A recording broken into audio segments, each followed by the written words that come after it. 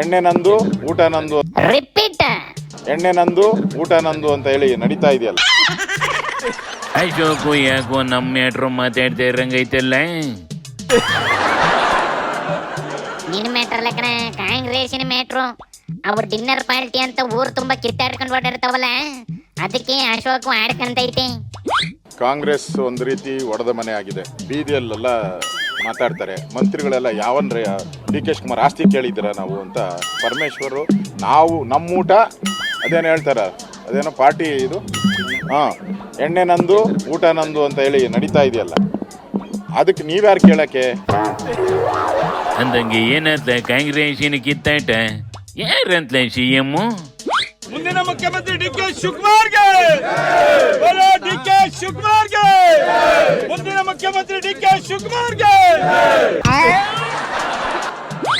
ಯಾವುದೆಲ್ಲ CM ಆಗ್ತಾರೆ sir ಹೇಳಿದ್ನಲ್ಲ, ಹಾಗೆ ಆಗ್ತಾರೆ. ಅದಕ್ಕೆ ಮತ್ತೆ ಬದಲಾವಣೆ ಸ್ಟೇಟ್ಮೆಂಟ್ ಹಿಂದಕ್ಕೆ ತಗೊಳ್ಳೋ ಮಾತಿಲ್ಲ. ನಾನು ಮುಂಚೆ ಹೇಳಿದ್ದೀನಿ, ಈಗಲೂ ಹೇಳಿದ್ದೀನಿ, ಅವ್ರು ಮುಖ್ಯಮಂತ್ರಿ ಆಗ್ತಾರೆ. ಅವ್ರು 5 ವರ್ಷ ಮುಖ್ಯಮಂತ್ರಿ ಆಗಬೇಕಾಗಿರೋದು, 2 ವರ್ಷ ಅಲ್ಲ. 5 ವರ್ಷನೇ ಅವ್ರಿಗೆ ಕೊಡಬೇಕಿತ್ತು, 2 ವರ್ಷ ಅದಲ್ಲ. ಅವ್ರು ಹೇಳಿದ್ದು ಸರಿ ಇದೆ, ರಾಜಣ್ಣವರು 5 ವರ್ಷನೇ ಆಗಬೇಕಿತ್ತು. ತದನಂತರ ನಡೆದಂಥ ಬೆಳವಣಿಗೆಯಲ್ಲಿ ಏನು ಹೈಕಮಾಂಡ್ ತೀರ್ಮಾನ ಮಾಡಿ ಸಿದ್ದರಾಮಯ್ಯ ಸಾಹೇಬ್ರಿಗೆ ಕೊಟ್ಟಿರೋ ಅವಕಾಶ ಅವ್ರು ನಡೆಸ್ತಾ ಇದ್ದಾರೆ. ಅವ್ರು ನಡೆಸಲಿ. ತದನಂತರ ಕುರ್ಚಿ ಖಾಲಿ ಆಗಿದೆ ಅಂತಂದ್ಬಿಟ್ಟು ನಾವು ಕ್ಲೈಮ್ ಮಾಡ್ತೀವಿ. ಏನ ಇಷ್ಟು ಓಪನ್ ಆಗಿ ಸಮರ ಸಾರ್ಬಿಟ್ಟವಿ? ಮೂಕನೆ ಈಗ ಅಲ್ದಿದ್ರೆ ಇನ್ಯಾವಾಗ್ಲೂ ಆಗೋದಿಲ್ಲ ಅಂತ ಕತ್ತಿ ಗುರಾಣಿ ಹಿಡ್ಕೊಂಡು ರೆಡಿ ಆಗವೆ. ಆ ಕಡೆ ಸಿದ್ದಣ್ಣನ ಕಡೆ ಹೋವೆ, ತಡೆ ಗೋಡೆ ಕಟ್ತಾವೆ ಕಣ. ನೋಡಿಲ್ಲಿ ಅವನೇ ಒಬ್ಬರೇ ಮಾಡಲಿ, ಹಂಗಾರೆ ಯಾರು ಬೇಡ ಅಂದ್ರೆ ಬಸವರಾಜ್ ಕುರ್ಚಿ ಖಾಲಿ ಇಲ್ಲ. ಸಿದ್ದರಾಮಯ್ಯರು ಮುಖ್ಯಮಂತ್ರಿಯಾಗಿ ಕೆಲಸ ಮಾಡ್ತಾ ಇದ್ದಾರೆ. ಅವರು ಮುಖ್ಯಮಂತ್ರಿಯಾಗಿ ಮುಂದುವರಿತದೆ.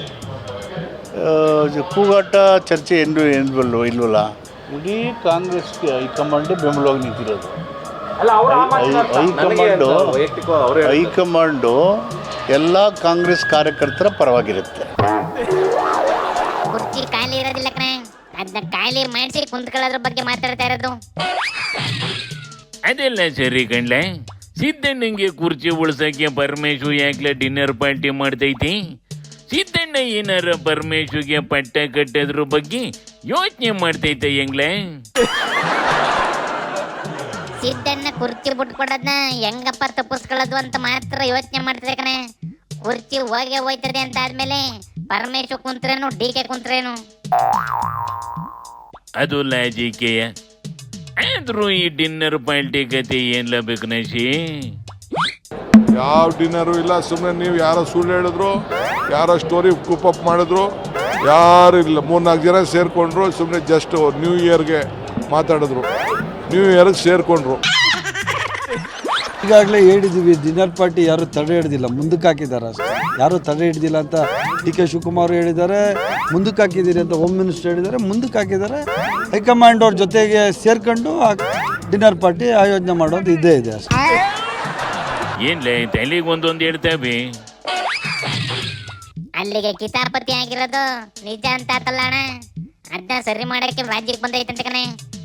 ಇವೆಲ್ಲ ಅದ್ರ ಮುಂದೆ ನಿಂತ್ಕೊಂಡು ಅವ್ರವ್ರ ವರ್ಷ ನಿನ್ ಕತೆ ಹೇಳ್ಬಿಟ್ಟು ಇಂಡೈರೆಕ್ಟ್ ಆಗಿ ಬ್ಲಾಕ್ ಮೇಲ್ ಮಾಡಿ ತೀರ್ಮಾನ ಹೇಳ್ಬರ್ತವೆ. ಅವ್ರ ಅಭಿಪ್ರಾಯ ಹೇಳಿದರೆ ತಪ್ಪೇನಿದೆ? ಈಗ 113 ಜನ ಶಾಸಕರು ಬೇಕು ಸರ್ಕಾರ ಮಾಡಲಿಕ್ಕೆ. ಅದು ಅವ್ರ ಗಮನದಲ್ಲೂ ಇದೆ. ಅದು ಏನೋ ಹೇಳಿದ್ದಾರೆ. ಅಂದ್ರೆ ಇದ್ರ ಮಾತಿನ ಅರ್ಥ ಡಿ ಕೆನ CM ಮಾಡಕ್ಕೆ 113 ಜನ ಇಲ್ಲ ಅಂತಲೇನ್ಲ? ಮೂಕನ ಅದಕ್ಕೆ ಡಿ ಕೆ JDS ಅಲ್ಲಿರೋ 18 ಸೀಟಲ್ಲಿ 12 ಸೀಟ್ ಆಪರೇಷನ್ ಮಾಡಿ ಬಿಸಾಕ ಪ್ಲಾನ್ ಐತಂತೆ. JDS ನವರು ರೆಡಿ ಆಗವಂತೆ.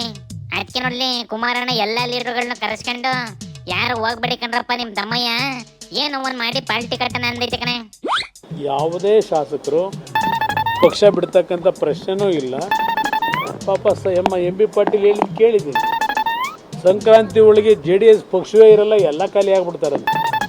ಸದ್ಯ ನಿಮ್ಮ ಪಕ್ಷ ನೋಡ್ಕೊಳ್ಳಿ.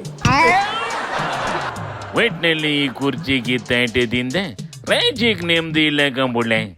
ಅದೇನೋ ಎಣ್ಣೆ ನಿಮ್ದು ಊಟ ನಮ್ದು ಅಂದ್ರಲ್ಲ, ಅವರು ನೋಡಿಕೊಂಡು ಹೊಂಟು ಬಿಡೋಣ ನೆಡ್ಲೆ. ಶಿವನಿ ಶಂಭುಲಿಂಗ.